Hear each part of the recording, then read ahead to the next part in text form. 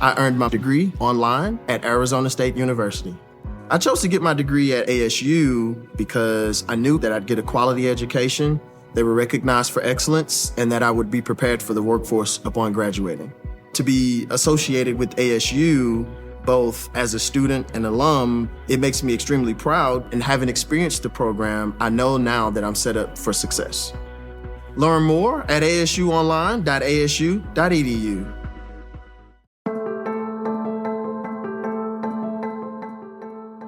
Hi everybody, Sharyl Attkisson here. Welcome to another edition of Full Measure After Hours. Today, California's wildfires not caused by climate change.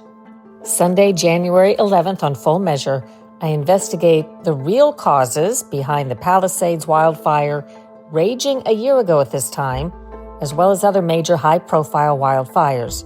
Two main causes are repeat offenders, arsonists, and power companies, as you'll hear in today's interview with attorney Mike Ramsey, the Butte County District Attorney who prosecuted power company PG&E for the infamous Camp Fire that started in 2018. The point is, each time you hear about climate change being a cause or major factor behind this rash of wildfires in California, it belies the actual facts on the ground. Here's attorney Mike Ramsey.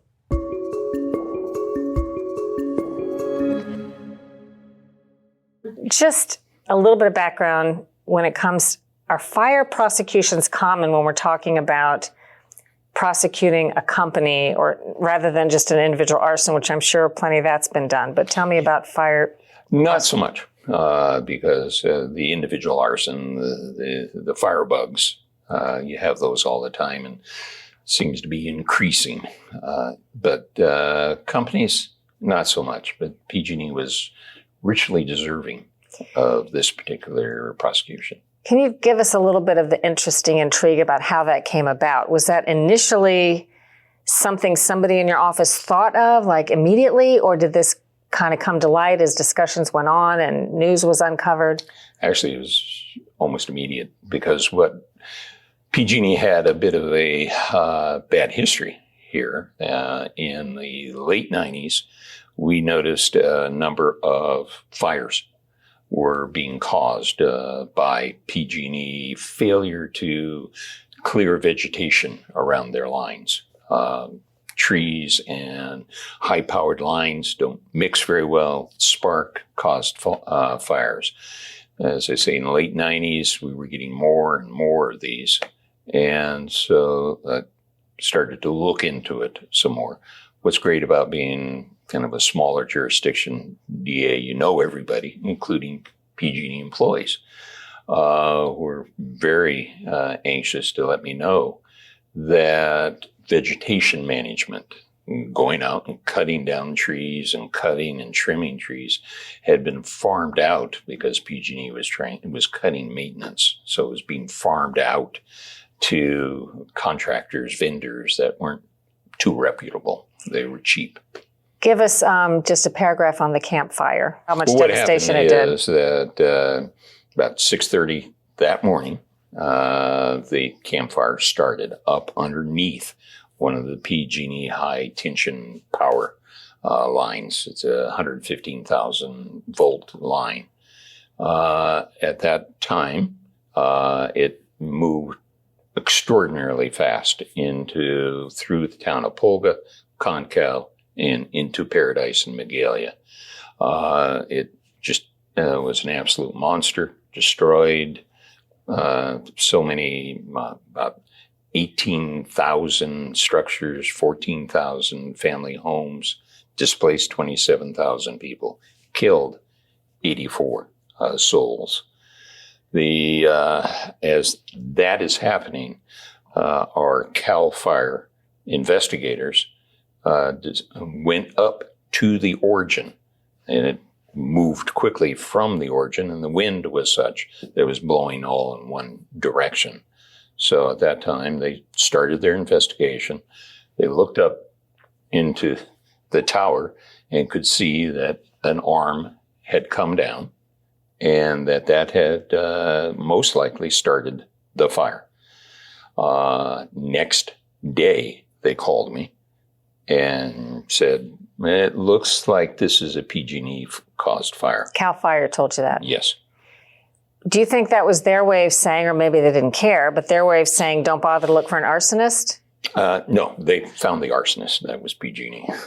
So, I mean, that was their way of, we had a very good relationship with our Cal Fire arson investigators who are world class, quite frankly. Did this automatically then strike you as a case that could be prosecuted for crime, or did that come later? We had with PG&E, we had previously, the year before, we had a case with them, much smaller, 100 acres below Paradise, that was pointed right at the heart of Paradise, and luckily it was put out.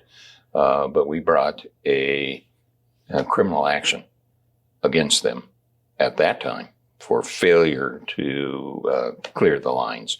They wanted to settle it civilly.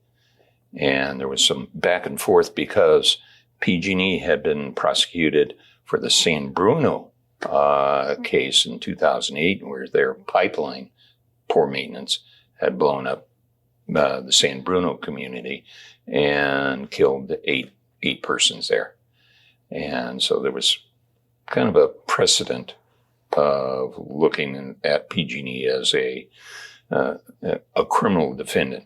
In the San Bruno case, however, it was not for the killing of the people, but it was for the bad reporting and paperwork, false work. From our previous events with PG&E back in the late 90s, the year before, it was almost immediate that we said, okay, and as I told the Cal Fire investigators, I said, this is now a criminal investigation. You will treat that entire tower and area as a crime scene. And they said, yeah, we're a little concerned, boss, because we've seen a PG&E helicopter circling. They are to declare a no-fly zone. There's not to be any interference with you collecting as much evidence as you possibly can on that transmission line. And we are officially opening a joint criminal investigation, my office and Cal Fire. What, if anything, did PG&E do to try to stop the case? Basically, we went into their first effort was we started asking for information. And the information that they were giving us on a facial basis looked to be massive. I mean, they looked like they were trying to assist, but it became fairly clear that this was going to be we'll give them the world and they will have to pick through the hay to get them one needle. Like how much material were they giving you? It was terabytes of information. I think initially, the initial tranche was around 3 terabytes. Says an old, prosecutor back in the days of 3-ring binders. We used to say, I've got reams of evidence. Now we have to say we've got terabytes. How does a terabyte equate into reams? Like, is it a room full of documents? It is a tractor trailer full to the brim. How did you sort through that problem? Trying to do it through computer analysis. And then we said, no, we need to know who did what when, and we're not going to get that through this. So we are now going to go ahead and convene a grand jury. Then we saw the next step, which was that everyone that had any contact with PG&E, including a dead employee, was given attorneys by PG&E. And basically we had to fight for every employee to come forth and testify over approximately a year. What ultimately was PG&E charged with? They were charged with reckless arson, one count of reckless arson, with various enhancements for great injury to a firefighter, great injury to a number of survivors that got badly burnt, and multiple structures burnt, and 84 counts of manslaughter. Now, there was another person, and many times news talks about 85 people. There was an 85th person that committed suicide. Now, how far away the fire was when they committed the suicide is problematic, so we couldn't necessarily do that cause. So those 84 counts, and then they pled as charged. What is the penalty? The penalty was minuscule in the sense of a penalty, a fine. Part of going through the grand jury was to see if we could see, is there a person responsible? Most people are familiar with the term respondeat superior, people at the top are responsible for everyone down below. That's great in a civil case. We were pursuing a criminal case.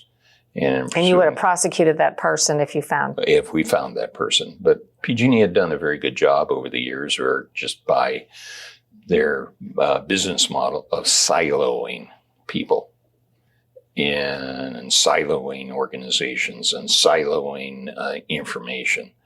So it became somewhat clear as we were going through and seeing if we couldn't find that person at the top, that, be the president or the chairman of the board or whatever, that would be responsible for this. But California law says, no, they'd have to be hands-on with this. Well, as it turns out, that it was decades of negligent maintenance, and obviously criminally negligent maintenance that came about. The hook that failed had been in that location for, we figured, 98 years. Wow. What is a hook? It's called a C hook. And it's kind of like a C. And it's into a hole in a sheet of iron. And as it's there, it holds insulators that come down and holds a line, that 115K line. And what happened is this C-hook over the years, hanging up there and going, and this is a very windy canyon. And we call it the Jarbo winds, which are 50, 60 mile an hour winds that go through there. Over the years, it had just worn until it failed. And then when it failed, the insulators came down, the line slapped into the steel structure, and then the aluminum and the steel, with that 115,000 volts through it, we figure it's about 5,000 degrees Fahrenheit. It just then melted the line in portions of the tower and just shot that down into the grass below. And with that 40, 60 mile an hour winds that were blowing that day, it just took off. So it was a nearly 100-year-old hook holding all that up? Yeah. Wow. Which has since been all fixed and replaced. Actually, that entire line has been decommissioned. Although it was a bit of a funny story. They decommissioned the line. They said, okay, we're shut off the power. And then I got reports that there might, someone saw sparks. They saw, something was going on with that line. It's supposed to be down, dead, not working. Well, there was two other lines, high-powered lines and towers on each side. There was electromagnetic effect from those that were causing that line. It says, boys, you better be just taking the line down completely. Just take it off. And they did.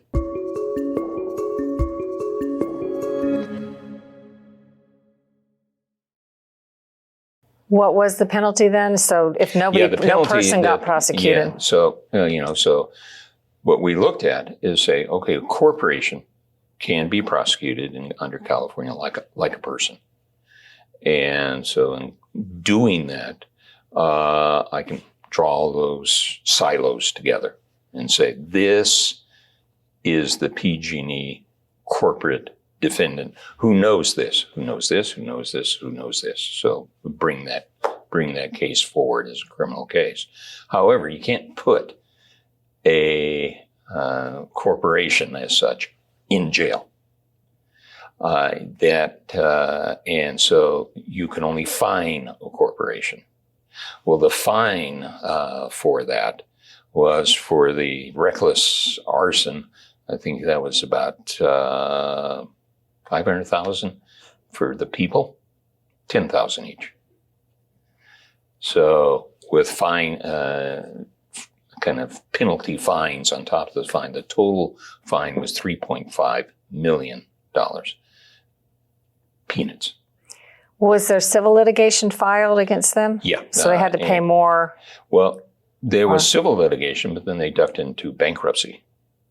And that was a sore point. And part of a tension that we had with kind of negotiating with PG&E, what was going to happen. There was a point in which PG&E was saying, please don't prosecute us criminally. We're used to civil. And I said, yeah, you're used to civil and paying people and then going away and killing your next bunch of people. And my thought was, no, we're going to make a statement here. This is going to be a statement that hopefully will change the culture of PG&E, which had changed in about the mid-90s. I can talk more about that a little bit. But what happened was the law firm, criminal attorneys, former AUSAs, that were trying to save the company, as they said, if you prosecute them criminally and convict this company, because it's investor-owned, then they made the mistake of saying, you will kill the company. And I looked at them and I says, but you killed 84 of my citizens. I don't give a damn about your company dying or not. Perhaps it deserves to die. Shifted some of the narrative for them. And so they saw that they're going to have to eat all of the counts. Told in internet research it was the largest corporate homicide case in United States history. But we needed to make a statement. They did go into bankruptcy. Now, let me kind of explain that. The unfortunate thing is a real person, when they have committed a crime and they have caused a loss to a person or a company or a community, there's restitution, criminal restitution. And for a real person, you cannot escape into bankruptcy and get that waived or expunged. A corporation under federal law can. And so we were left not with being able to do full restitution for our citizens, but to kind of put a stake in the road. Now, the bankruptcy court is probably end of this year will finally wrap up $13.5 billion in payout, not just to the Camp Fire, but some Santa Rosa fires and some other PG&E caused fires, because utilities are always on the hook because it's such a dangerous commodity that they have, that they are required to, if no fault in a way, they're going to be required, if that starts a fire, to pay. And we figure about half of that was probably the campfire. Who will they pay, or who will get the money? The money that goes out is to the individual homeowners, business owners, persons that were affected by those fires. What's happened to the people impacted by those fires in the interim? Has there been a lot of rebuilding? Have people built back? It's been very slow. I mean, Paradise was more of a retirement community of those 27,000 people. And so when you're burnt out, and it takes a huge amount of time just to recover, because all of the stuff that is burnt is toxic. So lots of problems, and I think we're seeing that down in LA right now, although being LA and in a sense learning from the campfire, it's gone much faster. But trucking out tons and tons, I mean, tens of thousands of tons of toxic waste, a home that burns, all of the toxic material that's in that home has to be taken away, has to be certified clean before you can start building again. And then becomes a problem. Okay, now everyone wants a home built. And where do we get the contractors to all come up at the same time? Where do they stay? So it's been a slow but increasingly steady way to get back. But as I say, the retirement community, many of them just said, I'm done.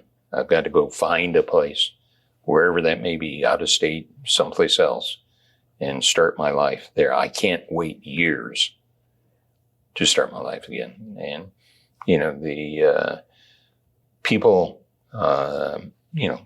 friends and family of mine, also suffered a huge amount of post-traumatic stress in that fire. I mean, they were in the middle of the fire trying to get out. We were absolutely blessed that there wasn't, decimal more points of more people that were killed. You need to be very careful about putting live electricity out there. PG&E, to their credit, at this point, that culture change that I talked about, kind of back up, the year before, when we were prosecuting them for a little 100-acre fire for lack of vegetation management, I talked to their attorneys, turns out to be the same attorneys later, and I says, this is going to continue to happen. Trees continue to grow. Why don't you people put this underground? Oh, no. Way, way too expensive. After the campfire, they found out what expensive is, and they have now started putting lines underground. It's expensive, but a hell of a lot less expensive than paying for the destruction that happens when you can't keep up with the maintenance that you should. So I'm gleaning from that, as far as the power line cause of fires, that's resolved if they're buried. Absolutely, yeah, because there's no lines to fall into the steel structures. There's no lines to interact with vegetation and spark that off. And then one kind of ancillary advantage is we saw that in the Paradise Fire, people trying to get out, lines were falling and blocking escape routes. And so that it's another reason to bury them. Another reason to bury this, so you have clear escape routes. Lightning starts the fire, so everyone can get the hell out. Not just from your prosecution involving the campfire, but overall, what do you think is sort of something most people don't know outside of California about the fire dangers? We just hear there's wildfires raging in California all the time. It's, when you lose a home, and it's Not, and people lose homes in hurricanes, and they lose homes in tornadoes and so forth. And there's a lot of destruction. When you lose a home in a fire, it is gone. Everything's gone. Your memories are gone. Everything, all the pictures, all the knickknacks, everything is pretty much gone. But even more so with, hurricanes, you got some time to move away. Tornadoes, you can get some tornado warnings. Fires that are coming through, particularly this fire that came through, there's not enough warning. And the most horrible way you could imagine to die is to burn to death. I listened to a grandmother, I'm sorry, it still affects me, a mother and her daughter die on the 911 tape as a fire consumed them. Yeah, I can't think of a worse way to go.